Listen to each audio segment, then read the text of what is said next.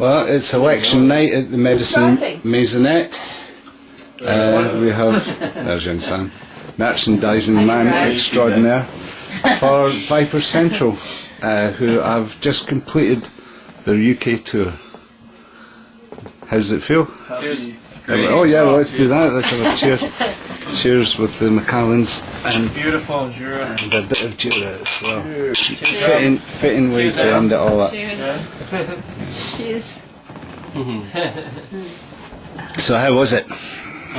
First time in the UK? Yeah, that's great. Expectations and realizations, how did it Exceeded. Yeah. Yeah, for sure. We feel very at home here. Feel very at home. The Canadians tend to. I don't know. There is a synergy of spirit between the Scots. Well, you're all Scots anyway, just with a different accent, by and large. Kathleen Nisbet. There's a Scottish name in itself. Yeah. And a fiddle player as well. Are you interested in the Highland fiddle? Is that something that you've ever come across? Oh yeah. I mean, I don't know too much. I don't know too much of the details of where tunes are from and what with the different styles. But I mean, there's definitely been like a huge Scottish influence on all of Canadian fiddling, and we have many Scottish tunes that we learn when we're kids. Yeah. You tend to concentrate on old timey is it bluegrass with an old timey flavour, or is that it? I don't want to put it in the pigeonholes are for pigeons. Because you're informed about what you're. There's a lot of informed listeners here. Yeah. So that's nice. I don't want to pigeonhole it because it's something that you do extraordinarily well and extraordinarily to yourselves as well. You know, there are string bands or young old timey, new timey bands that are just like, I don't know, the Old Crow Medicine Show, who just go for that kind of old timey thing, and it's almost as if it's not trendy to play bluegrass music anymore. It's true, absolutely. It is true these days that I think bluegrass kind of caught a little bit of a wave about 10 years ago with Your Brother Were Out There, which is kind of ironic because a lot of the stuff on that album is actually more old timey, and but bluegrass kind of caught that wave. But I think even since then, in the last 5 years especially, there's been a real change in perspective in terms of bluegrass kind of being a bit more on the downward curve, and old time really coming up, and where we are on the west coast of North America is really probably the main driving force for that these days, especially Portland, Oregon is a real center for it. San Francisco's got a lot going on. Even Victoria in British Columbia, even more so than in Vancouver, is really sort of spearheading that. Yeah. So would bluegrass be the starting point for you, and you work back into old timey originally, or? I'm sure it's probably all different for each of us. I sort of, from my own perspective, because I'm not a singer, I was always more interested in the tunes, and even in the bluegrass repertoire, most of the tunes originally started as old time tunes. And they'll be called the Duke of Buccleuch here, and they'll be called the Jug of Whiskey, and exactly. So I mean, and even Bill Monroe was his tunes were.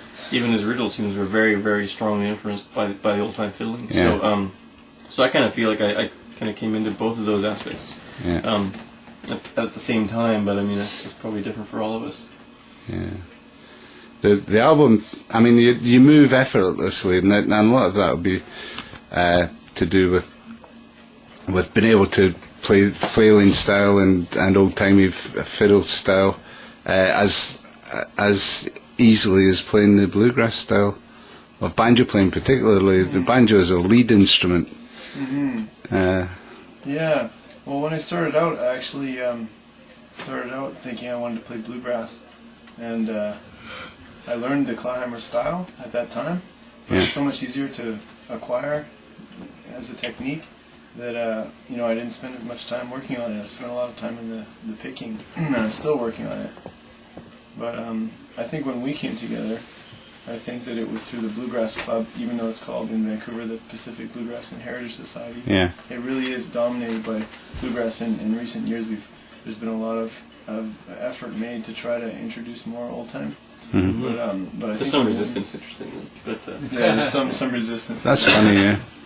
So, but I think when we first The got bluegrass together- police. yes, Yeah, absolutely, they're that's exactly everywhere. what it is. Yeah. And that's got to be part of it. Coming back to your question before, like, bluegrass, I think it's in every person's instrument, but it's in every person's music. But it's there's some kind of a slick kind of commercial aspect to it Yeah. that I think is, after a while, it kind of, you get jaded about it, and you realize you're never going to be able to play like these slick Nashville musicians anyways, and so it's just kind of frustrating, and there's a lot, it's very competitive in the sense it's competitive too, so it's a different kind of... It is, yeah, it's almost as competitive as jazz in many ways, isn't it? In a Bluegrass. sense, yeah. Actually, there are a lot of really amazing stories about the early days of bluegrass, and that was really, it wasn't even really a subtext. The musicians acknowledged that was a main. That was the main driving force. They just competition. Yeah, and it's like, there was stories about Bill Monroe and other players of that generation who, and you can hear it on some of the live recordings, especially where if, say, for example, one of the sidemen takes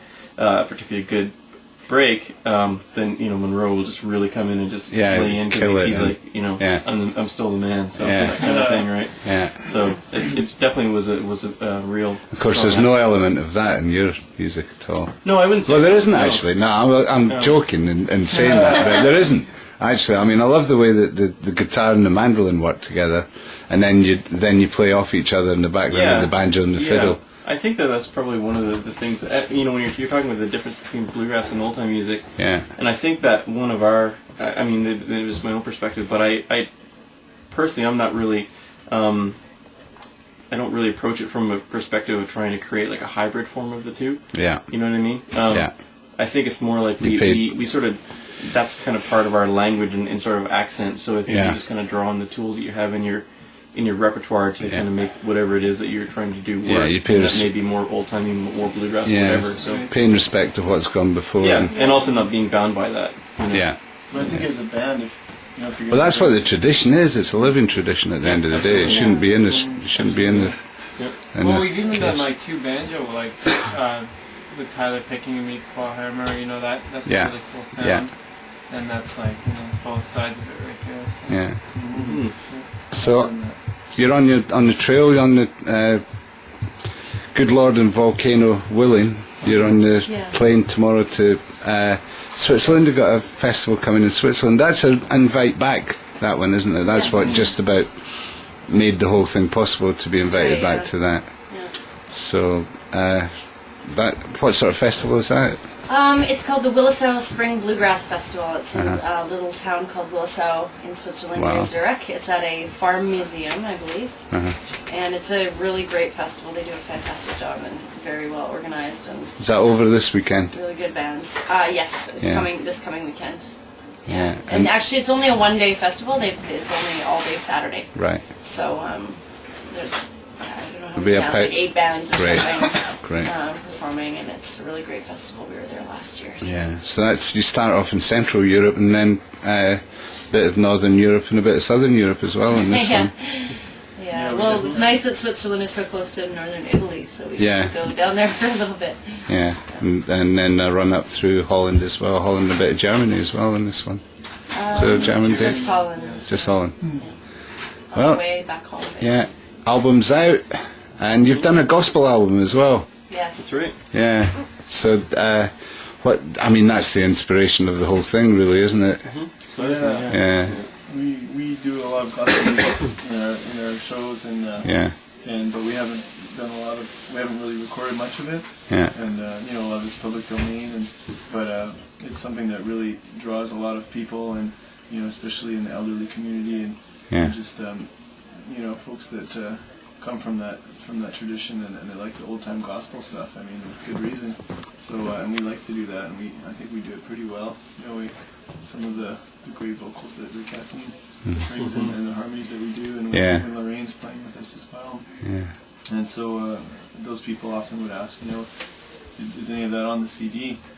And we're like, no, we just have the devil share his heart and plays. Well, see, that's the dichotomy, isn't it, of country music right there. So you have to repent for your Saturday night sins and Sunday morning church. Exactly.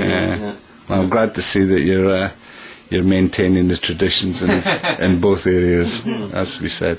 Well, happy trails, guys. I have to say I've enjoyed your music and your company endlessly over the last few days. Yeah, really appreciate it. Yeah, and haste you back is all I can say. Yeah. Yeah.